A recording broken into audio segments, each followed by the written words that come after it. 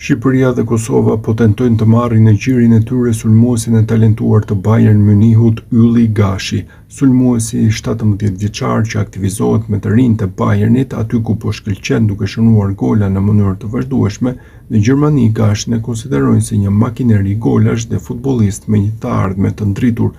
Për këtë, Shqipëria dhe Kosova po synojnë të sigurojnë shërbimet e tij.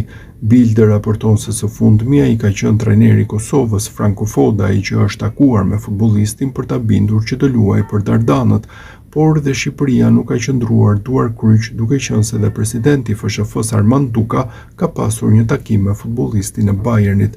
Ditët në vijim pritet që të shihet se çfarë do të ndodhë me lojtarin, nëse do të vendosë të luajë për Shqipërinë apo për Kosovën.